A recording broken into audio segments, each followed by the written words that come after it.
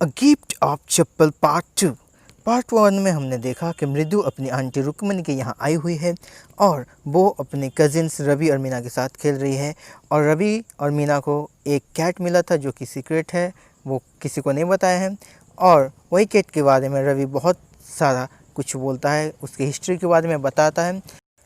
ठीक उसी समय एक आवाज़ आता है, क्रीचिंग का साउंड, जिससे डर जाता है पल्लव पुनाई यानी कि कैट। और मृदु पूछती है कि क्या है ये आवाज़। तो रवि बोलता है ये जो है आवाज़ अपना लाली वायलिन सीख रही है। गुरुजी रेलगाड़ी की तरह आराम से पटरी में चल रहे हैं और हमारे लाली जो है बार बार पटरी से गिर रही है म्यूज़िक सीखते वक्त। पार्ट 1 में इतना ही था। अब बढ़ते हैं आगे पार्ट 2 में। मृदु जब खिड़की से झांकती है तो देखती है कि लाली अपनी वायलिन के साथ बहुत ही कंसंट्रेशन के साथ सामने नज़र गड़ाया हुआ है। और सामने उसके होते हैं गुरुजी, जो कि लगभग बाल्ड यानी कि टकलू हैं। गले में उनका सोने का हार चमक रहा होता है। सर पर थोड़ा सा बाल होता है जो कि चोटी की तरह लंबी हुई होता है, जैसे कि नॉर्मली जैसे ट्रेडिशनल पंडित करते हैं, पीछे एक थोड़ा सा लंबा सा छोटी अंटेना टाइप का रख देते हैं। वो अपने हाथ में एक डायमंड का रिंग पहने हुए होते हैं और उसी हाथ से वायलिन बजाते रहते हैं। और वो एक ट्रेडिशनल साउथ इंडियन धोती पहने हुए होते हैं और अपना पैर ज़मीन पर पटक रहे होते हैं ताल से ताल मिलाने के लिए। गुरुजी कुछ नोट्स बजाते हैं बहुत ही अच्छी तरह से। ऐसा लगता है जैसे कि ट्रेन एक पटरी से बहुत ही स्मूथली जा रहा है। और तभी जब लाली को बजाने के लिए बोलते हैं स्क्वैक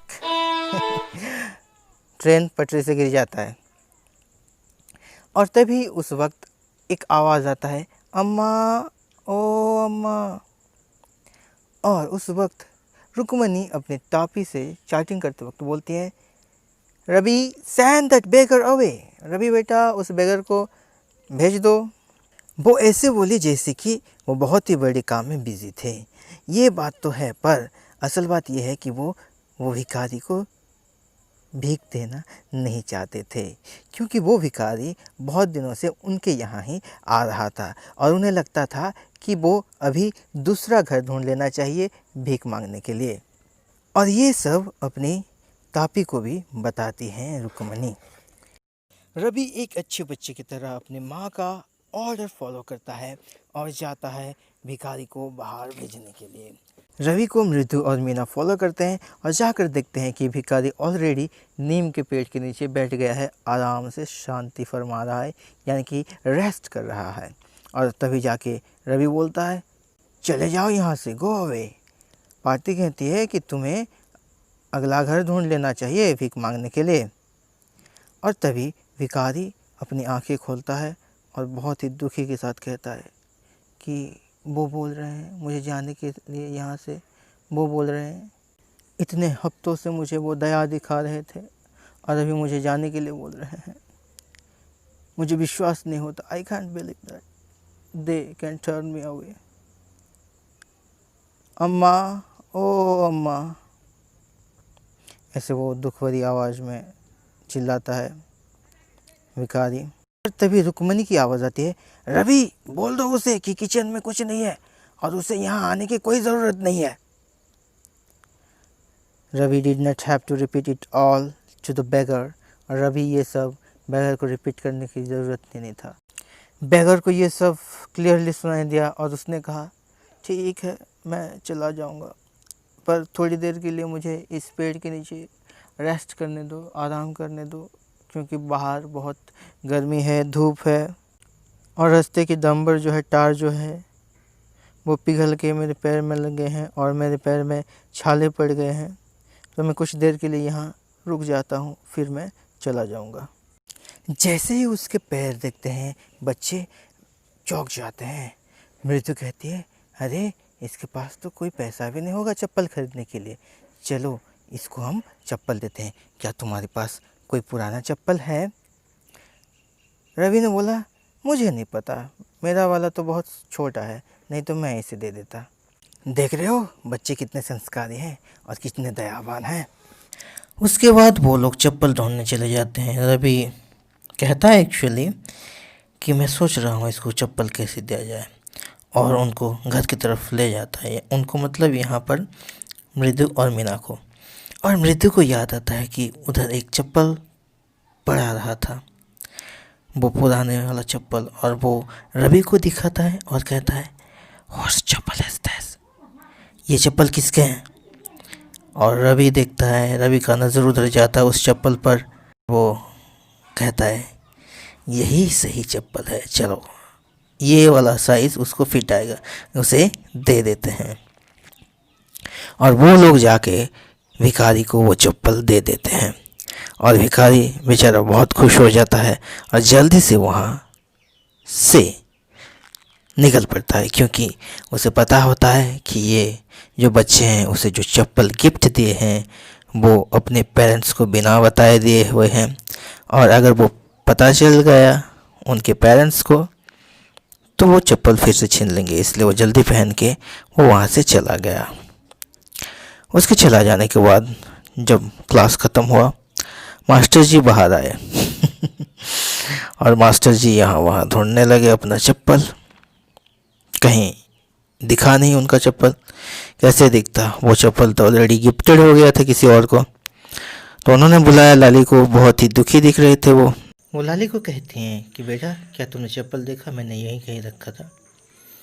और लाली भी उनके साथ वो चप्पल ढूंढने लगती है, और वो लोग चप्पल यहाँ ढूंढते हैं वहाँ ढूंढते हैं, पर चप्पल मिलता ही नहीं है। और जब लाली और म्यूज़िक टीचर चप्पल ढूंढ रहे होते हैं, रवि, मृदु एंड मीना उसे चुपचाप देख रहे होते हैं। तभी गुरुजी कहते हैं कि वो चप्पल ब्रांड न्यू थे, और मैं माउंट रोड तक चल के गया था और ख़रीद के लाया था, और वो 1 महीने की फ़ीस थी। उसके बाद रुकुमनी भी आ गई चप्पल ढूंढने के लिए। रुकुमनी ढूंढते ढूंढते बच्चे को देखते हैं, बच्चे बाहर खेल रहे होते हैं। बच्चे को पूछते हैं कि बच्चे क्या किसी को आप लोगों ने देखा यहाँ टहलते हुए, शायद वो ले गया हो चप्पल। यहाँ तो वो वाली बात हो गई कि बगल में छोरा शहर में ढिंढोरा, चोर सामने दिख रहा है। पर छोड़िए, ये अपने बच्चे हैं, उनको पहले डाउट किया नहीं जा सकता। और वो गुस्से से इधर उधर घूमने लगी, देखने लगी, ढूंढने लगी चप्पल मास्टर जी के। और ये सब देख के, ये सब गुस्सा होना देख के मृदु थोड़ा डर गई, उसको अच्छा नहीं लगा। और मृदु ये सोचकर सारे सच बता दिया कि शायद वो लोग जो काम किए हैं वो अच्छे काम हैं, जो वैगर को देने वाली चप्पल के बारे में अगर वो जान जाएंगे तो ज़्यादा कुछ नहीं बोलेंगे। तो मृदु कहती है Rukmani there was a beggar here, and Rukmani बोलती है so you gave it to him, मतलब म्यूज़िक टीचर के चप्पल दे दिया उनको। और उसी वक्त पार्टी बोलते हैं चिल्ड्रेन दिस डेज, आजकल के बच्चे भी ना। तो रवि बोलता है Amma did not you tell me about kind generous king Karna, क्या आपने मुझे दानवीर कर्ण के बारे में नहीं सुनाया था, जो अपना सब कुछ दान में दे देता है, अपना कुंडल, अपना कवच। और रुक्मणी रिप्लाई देती हैं He did not give away others' thing, he only gave away his own. वो कभी दूसरों की चीज़ें नहीं देते थे, वो खुद की चीज़ें देते थे। और उसके बाद रवि बोलता है, रवि बहुत ही इनोसेंटली बोलता है but my chappal should not have fitted the beggars fit, पर मेरा चप्पल उसको फिट नहीं करता, अगर फिट कर भी लेता तो क्या आप कुछ नहीं बोलते मम्मी। और तब तक रुक्मणी बहुत गुस्से में लाल हो गए होते हैं, तो बोलते हैं गो इनसाइड दिस मिनट, अभी कभी अंदर जाओ। और उसके बाद रुक्मणी सीधे उसको रवि को घर के अंदर भेज के खुद घर के अंदर जाते हैं और गोपू मामा की चप्पल जो है लेकर आते हैं। गोपू मामा यानी कि मृदु की गोपू मामा, और वो चप्पल मास्टर जी को दे देते हैं। और मास्टर जी वो नया चप्पल, थोड़ा नया वाला होता है, तो वो देख के बहुत ही खुश हो जाते हैं मन ही मन, पर ऊपर से ऐसे दिखाते हैं जैसे कि उनको बहुत ही दुख हुआ, उनका चप्पल खो गया था। अभी देखो ये पुराने वाला चप्पल खो गया तो उनको थोड़ा नया वाला चप्पल मिल गया, नया वाला ही नहीं थोड़ा नया वाला चप्पल मिल गया और वो खुश हैं पर अपना खुशी नहीं दिखा रहे हैं। ऐसे बता रहे हैं जैसे कि उनको खुशी टोटली नहीं है। मतलब देखो यार ये सब लालच है, सब लालच। और वो जाते जाते बोलते हैं कि ये आजकल के बच्चे हैं, हनुमान की अवतार हैं और इनको सिर्फ राम ही हैंडल कर सकते हैं। These days children have no respect for elders. What to do? A Hanuman incarnate. Only Rama can save such a naughty fellow.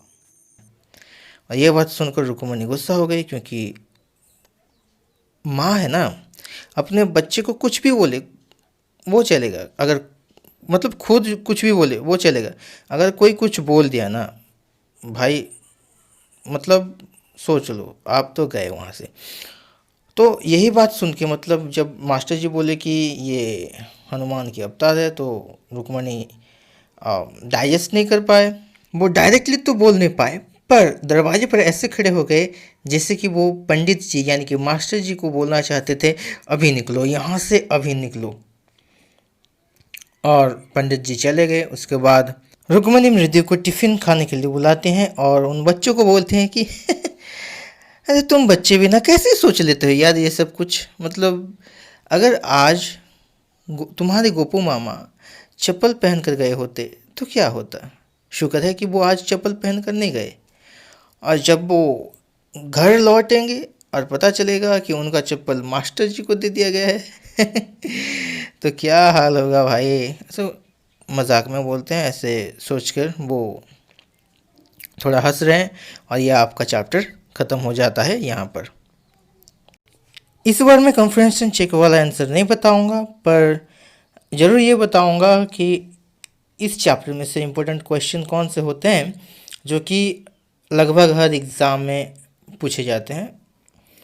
जैसे कि आप लोग याद रख लेना appearance of the music teacher, appearance यानी कि looks of the music teacher. और कभी कभी ये भी आ जाता है कि रवि का सोच क्या था बड़े लोगों के ऊपर, यानी कि what was the thought of Ravi about the elders, comparison of music played by Lali and music teacher, the way that Ravi describe, ये वाला क्वेश्चन भी आता है। और सबसे अंत में मैं आपको एक FBI लेवल सीक्रेट बताता हूँ। मैक्सिमम क्वेश्चन CBSE के comprehension check and working with the text से ही आता है, तो किसी को बताना मत। Thank you for watching. जय हिंद। Please do comments in comment section.